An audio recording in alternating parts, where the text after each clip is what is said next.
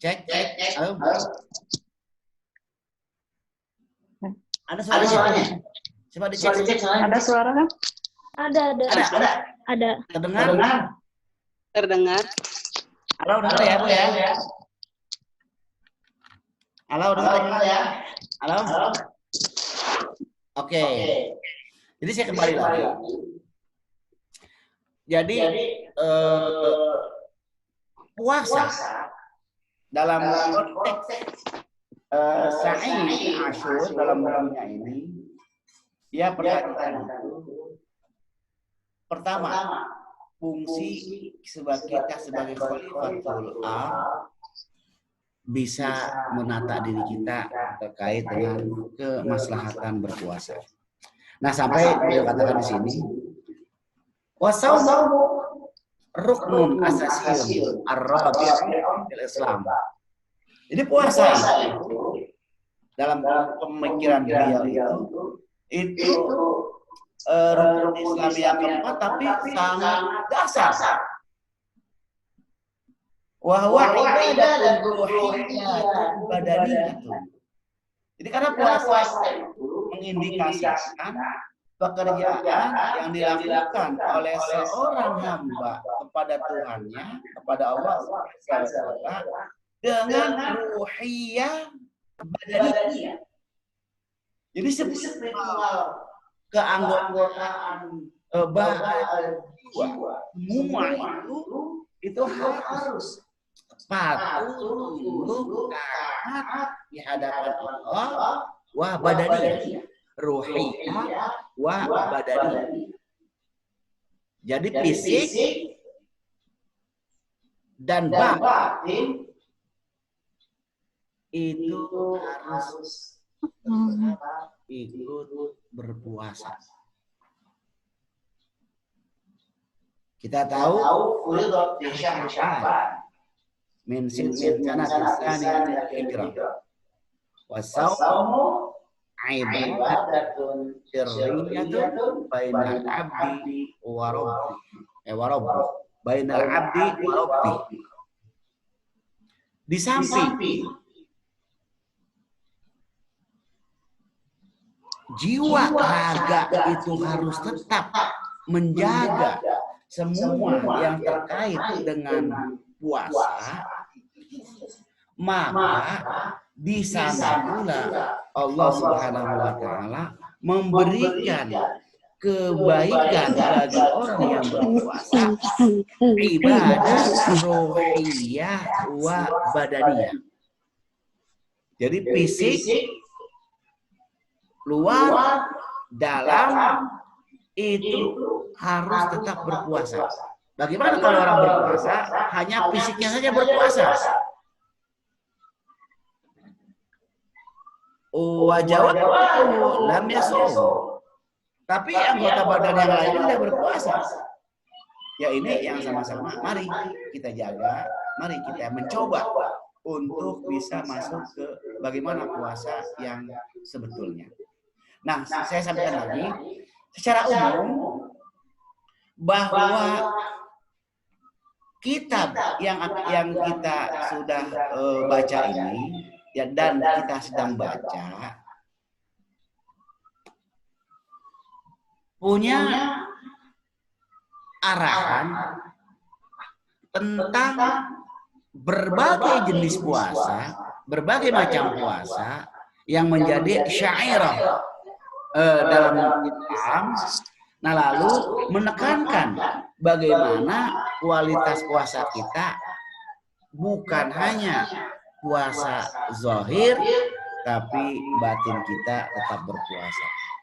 Ini dalam buku Sa'id Asyur yang akan nanti kita coba untuk diskusikan sampai dengan judul-judul yang akan kita kupas nanti insya Allah. Pertama, ta'rifus shaum babul awal. Jadi ta'rif definisi tentang puasa. Di sini ada beberapa hakikatus shaum. Jadi puasa yang hakikat puasa yang benar itu bagaimana? Nanti itu juga akan menjadi bahasan dalam buku ini. Terus nusus saum. Jadi nusus syawahid dalil tentang puasa yang terkandung dalam Quran, dalam hadis, dalam ma'surat. Nanti insya Allah juga akan baca dalam buku ini. Terus lagi sifatus saum. Jadi sifat puasa bagaimana? Kan ada puasa masnuna, ada puasa manduba, ada puasa mafruḍah. Nanti di sini ada terakhir itu jawami' asyam min nahya asroriyah. Jadi secara umum puasa ditinjau dari perspektif spiritual, sufistik begitu mungkin. Jadi puasa itu ditinjau dari kajian sufistik. Bagaimana kita bisa melaksanakan puasa sesuai dengan anjuran Rasulullah Sallallahu Alaihi Wasallam. Nah ini buku kita Sya'iratus Shaum dalam perspektif Islam yang nanti akan insya Allah sudah beberapa bab yang kita terus baca. Sekarang ini kita akan masuk kepada bab berikutnya, Haqiqatus Shaum, puasa yang benar bagaimana. Saya sampaikan sampai sini dulu untuk beberapa menit. Mungkin ada teman-teman yang ingin menyampaikan hal yang ingin ditanya atau segala macam terkait dengan konsep Muhammad Said Al-Ashur dalam bukunya Sya'iratus Shaum fil Islam. Secara kronologi globalnya bahwa buku ini beliau menginginkan itu ketika kita berpuasa, puasa ini sesuai dengan syariat anjuran Rasulullah Sallallahu Alaihi Wasallam. Yang terpenting bahwa kita dawafi'un nafs anis saum, kita harus bisa memanage kejiwaan kita tentang puasa. Ini yang diarahkan oleh Said Ashur dalam bukunya, yang insya Allah nanti berikutnya kita akan masuk ke bab selanjutnya, Haqiqatus Shaum. Ini judul pertama tentang hakikat puasa. Mahwa haqiqatus shaum al-haqiqi, apa sebetulnya puasa yang sebenar, bagaimana dan bagaimana puasa itu sebetulnya. Nah sebelum saya lanjutkan, tafadhol maka teman-teman kali yang mau ngasih masukan, yang mau ngasih arahan, atau mungkin bagaimana komunikasi ini didengar atau tidak, tafadhol.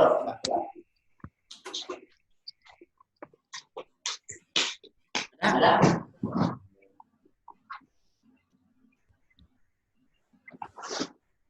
Tertarik? Tertarik? Ayo Bu, Bapak, mungkin ada yang dengar, kalau nggak nanti bisa kita lanjut lagi. Ini ada mau nanya tapi nanya, coba dimulai Novi. Biar yang lain pada diem baik. Ayo kalau nggak saya langsung kita masuk ke berikutnya. Bu Nafsia, ada pertanyaan Bu Nafsia?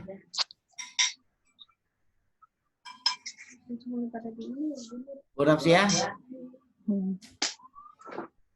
Pak Furqon? Kalau di mute jadi gimana tuh? Halo? Kok bisa dengar? Oh iya. Ini kayaknya masih terkendala dengan koneksi nih. Pada puasa.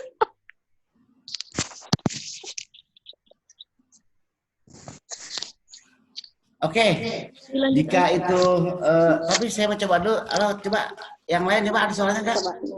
Ada suaranya. Assalamualaikum. Halo? Iya, assalamualaikum. Ya, waalaikumsalam. Halo.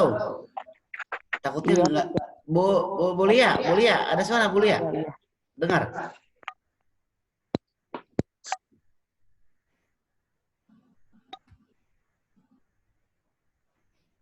Halo?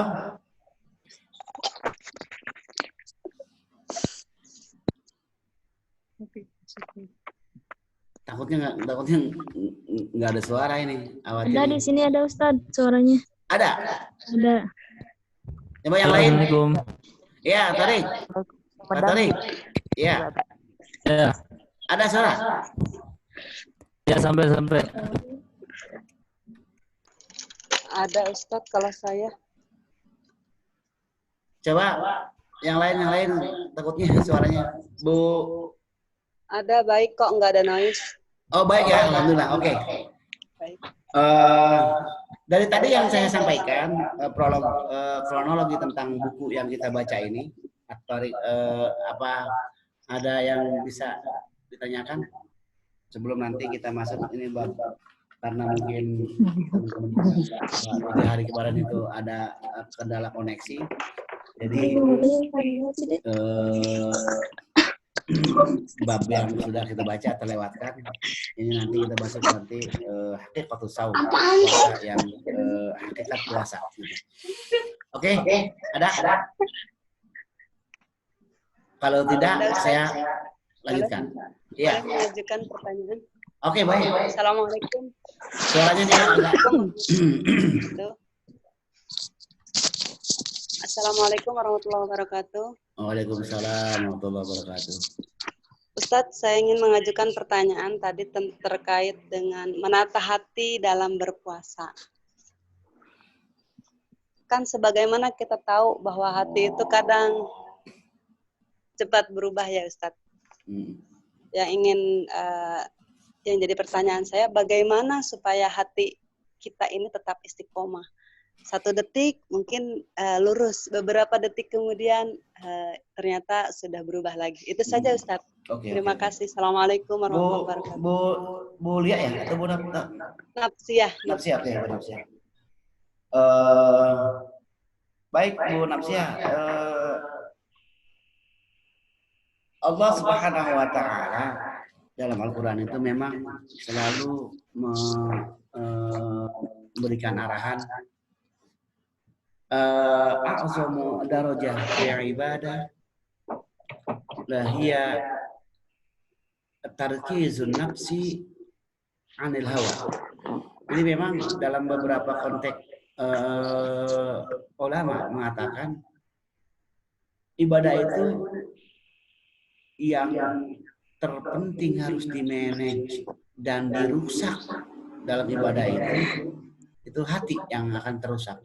Baik itu kita memanage hati bisa terusak dengan bisa lurus ibadah dengan hati, atau bahkan hati bisa merusak dengan tidak bisa memanage hati. Oke, itu dulu. Nah, lalu bagaimana kita memanage hati supaya terus Allah berikan istiqomah dalam berpuasa ini? Dan tentunya tadi kita kembali lagi bahwa Allah Subhanahu wa taala selalu sampaikan qad aflahal mu'minun alladzina hum fi salatihim khashi'un walladzina hum 'anil lagwi mu'ridun walladzina hum lizakati fa'ilun. Nah, untuk supaya bisa menata hati kita itu tidak banyak masuk hal-hal yang lain, pertama yang harus kita jaga itu bagaimana kekhawatiran kita terhadap ibadah. Jadi pertama itu bagaimana kaifa ahwaluna ibadah, bagaimana kondisi kita dalam beribadah. Kalau kita yakinkan ibadah ini bisa menjadi positif ataupun bisa berakibat ke negatif, maka paling tidak hati itu kita sudah mulai pikir untuk mentarkisnya, untuk menatanya. Jadi dalam konteks kegundahan hati dalam berpuasa ini, yakinkan pertama dalam ibadahnya dulu. Jadi kita nanti kalau sebetulnya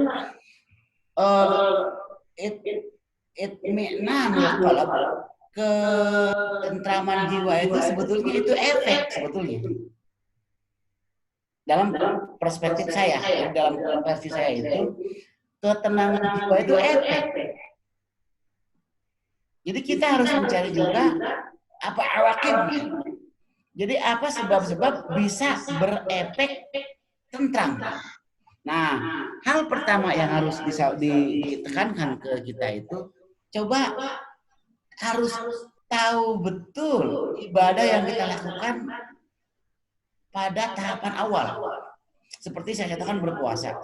Sebetulnya ketentraman jiwa, itmi'nanul qalbi asarun min asaril ubudiyah. Jadi ketentraman jiwa itu efek pengaruh besar setelah orang melaksanakan perbuatan baik dalam beribadah itu. Efeknya itu tentram dia. Makanya kalau kita lihat di sini Allah selalu bicara tentang rusaknya ibadah manusia itu karena rusaknya hati manusia. Jadi saya dalam perspektif saya gitu, saya melihat itmi'nanul qalbi asar min asaril ibadah atau min asari ta'ah. Jadi ketentraman jiwa itu efek pengaruh dari perbuatan kita beribadah. Jadi kalau orang beribadah itu nanti pengaruhnya dia akan jiwanya tenang. Maka saya kasih contoh, orang didiagnosis oleh dokter punya penyakit kolesterol. Dengan kolesterol itu dia yakin, wah saya dapat hasil tes dari dokter, saya kena penyakit kolesterol tinggi. Jika menyembuhkan kolesterol itu dari sisi obat saja, itu kurang efektif. Karena yang harus dibersihkan dulu bukan obatnya, tapi jiwanya. Jika jiwanya ini sudah pasrah semua hal yang menimpa, hal yang datang, hal yang kita terima ini berdasarkan ketentuan Allah, dia nanti akan mempermudah penyembuhan kolesterolnya. Dari kejiwaan itu dulu harus dibersihkan dulu. Jangan berlaku yang positif dan negatif pada Allah Subhanahu wa taala. Harus berprasangka positif. Nah, karena itu mungkin yang lebih cepat untuk penyembuhan. Nah, kalau asal min itmi'nanil qalbi yadbagi alaika an natamasak. Kalau penyembuhan hati supaya tentram, supaya damai, supaya istiqomah, itu pengaruh dari perbuatan yang kita lakukan dalam ibadah. Salat duha, bukan salat duha ingin mendapatkan rizki dari Allah, bukan ingin diberikan rizki. Salat duha itu bukan, tetap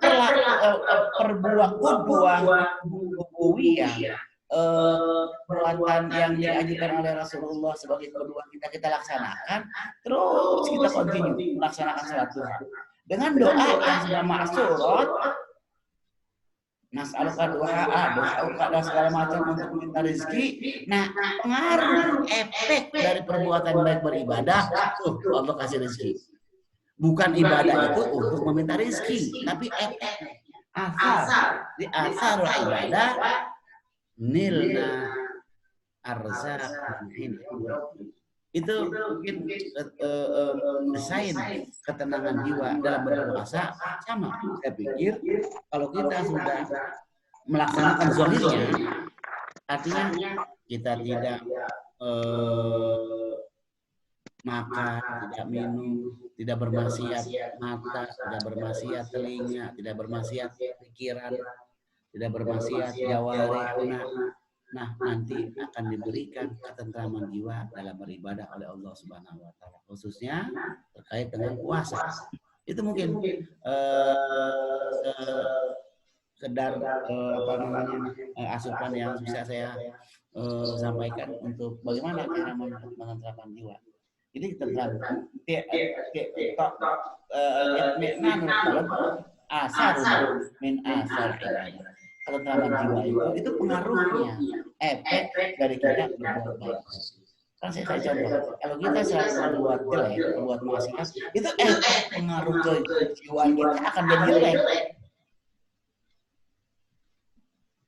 Jadi itu Bu Nafsiyah mungkin. Syukran, terima kasih banyak. Oke, baik. Nanti kita lanjut. Sekarang tadi saya bilang itu ini ada bab usul tadi dulu. Jadi tadi yang tadi ar-ruknul rabi' lisawm, jadi puasa ini termasuk dalam konteks agama Islam itu rukun yang keempat. Namun ibadah puasa itu huwa ibadatun ruhiyatun badaniyatun. Dia bukan hanya sekedar spiritual ibadah itu, tapi zahiran wa batinan. Jadi zahir kita berpuasa. Saya selalu sampaikan hati-hati kita dalam berpuasa. Karena puasa ini yang akan catat itu yang tahu itu hanya kita kepada Allah. Puasa kita hanya kita sama Allah yang tahu, yang lain nggak tahu. Maka itu disebutnya itu secara spiritual dari sisi ruhiyah. Tapi dari sisi badannya bisa terdeteksi. Kalau orang yang puasa dan tidak itu bisa kita ketahuan, kita lihat. Yang paling biasanya bukan mata kita, dia meneguk segelas air yang berisi dalam es campur, kita katakan itu orang nggak perlu berpuasa, zahirnya. Tapi kalau batin itu dalam berpuasa al-zahir ya dulu alal batin. Jadi kalau sudah kita lihat dia tidak minum air kelapa di siang hari, berarti secara tidak langsung dia tidak berpuasa. Jika dia tidak berpuasa, batinnya pun dia sedang tidak berpuasa saat itu. Oke, jadi maka puasa itu ibadatun ruhiyatun badaniyah. Jadi ibadah yang dilakukan oleh zahir dan batin, fisik dan batin. Nah, wahwa ibadah sirriyatun bainal abdi wa rabbih. Nah, puasa itu sendiri itu aktivitas seorang hamba yang terselubung, yang tersembunyi di hadapan orang lain kecuali di hadapan Rabbnya. Jadi kalau saya dengan Pak Torik, saya dengan Pak Purkon, saya dengan yang lainnya dalam satu ruangan yang sama-sama tidak minum, sama-sama tidak makan, sama-sama terlihatnya lemas. Mungkin yang 3 orang mengatakan kita sama-sama puasa. Padahal ada yang berpuasa. Ada nggak yang tahu? Enggak. Maka puasa itu disebutnya ibadah a'zamul ibadah inda Allah azza wa jalla. Itu ibadah yang luar biasa yang dilihat oleh Allah Subhanahu wa taala karena amalan yang dilakukan itu baik wa baina antara aku kata Allah dengan hambaku yang tahu. Nah di sini ibadatun sirriyatun min bainal abdi wa rabbih. Ibadah yang tersembunyi, yang dirahasiakan keberadaannya kecuali dengan Allah. Wa huwa qam'un li shahawatin nafsiyyati wa hirmaniyati min ta'amihi wa syarabihi wa mallazatihi min turu'il fajr shadiq ila ghurubi fardhi syamsi al-haqiqi. Nah itu batasannya. Jadi ibadah puasa itu qam'un li shahawatin nafsiyyah, menekan kejiwaan kita dan menjaga kualitas jawari kita, wahirmani. Jadi menjaga anggota badan yang terlihat oleh indera. Tapi yang terpenting itu qam'un syahwat, menekan sedemikian rupa tentang syahwat nafsiyah yang tadi saya sampaikan. Jadi kejiwaan kita itu harus ditekan. Saya pernah baca juga tuh punya Al-Ghazali dalam Ihya Ulumuddinnya. Ihya Al-Ghazali itu ternyata puasa itu kan dibagi ada beberapa derajat, tahapan. Ada puasa am, ada puasa khas, ada puasa khusus. Ada puasa yang hanya orang berpuasa anggota badannya saja. Ada yang berpuasa karena tidak berpuasa batinnya. Ada yang hanya berpuasa batinnya saja, anggota badannya tidak berpuasa. Ada yang berpuasa kedua-duanya. Ada tingkatannya, ada khas. Itu dalam konteks tasawufnya Imam Ghazali. Nah, tapi kembali lagi bahwa puasa itu di samping ibadah yang sangat luar biasa, tapi di sana juga berfungsi untuk qam'u syahwati nafsiyah. Artinya menekan kejiwaan kita dalam beribadah kepada Allah Subhanahu wa taala. Nah, oleh karenanya ibadah puasa ini dia selalu disambungkan dengan syariah. Ahlan sahlan Ustaz Diki min Qahirah. Ya, ada Diki sudah masuk juga nih dari Mesir. Nanti mungkin kita bisa juga minta ilmu beliau juga untuk di sini. Oke. Jadi puasa itu yang terpenting itu qam'u syahwati nafsiyah. Bisa menekan kejiwaan kita gitu. Karena puasa itu bainal abdi wa rabbih, antara Allah yang tahu itu dengan kita, yang lain nggak tahu. Nah, disebutnya itu sirriyah, ibadatun sirriyatun bainal abdi wa rabbih. Nah, di samping itu tetap standar fikihnya itu, standar fikih puasa itu, zahir kita hanya membatasi min tulu'il fajri ila ghurubi qasri syamsil haqiqi. Dari sejak imsak as-shadiq. Sebetulnya fajrul shadiq itu khaitul abyad. Khaitul abyad itu dalam Al-Qur'an itu waktu subuh.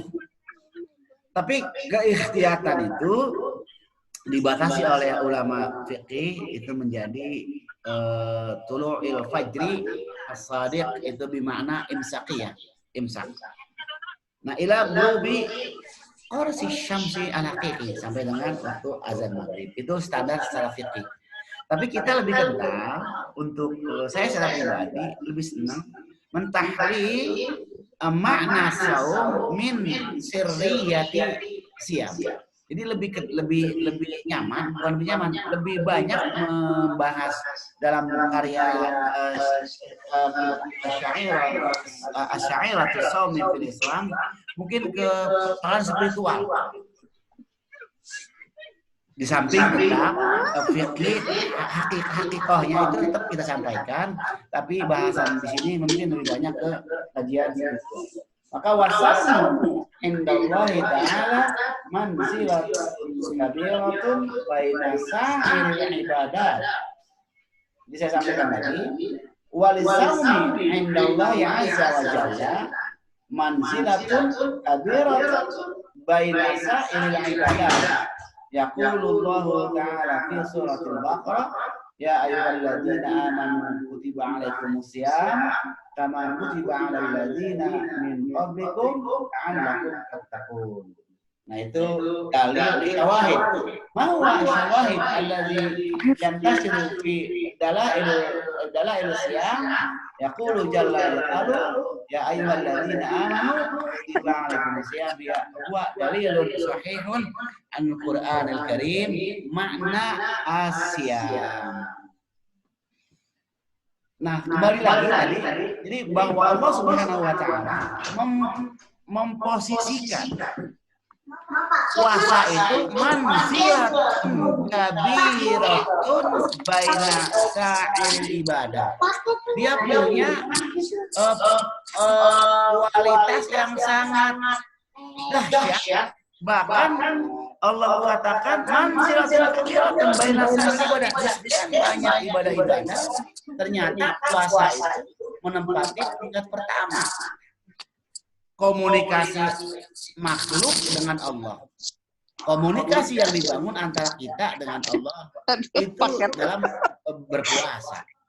Maka sampaikan itu kabiratun manzilatun kabiratun baina sa'ir ibadat, seperti Allah sampaikan, laqad ya ayyuhalladzina amanu kutiba alaikumusiyam kama kutiba alal ladzina min qablikum la'allakum tattaqun.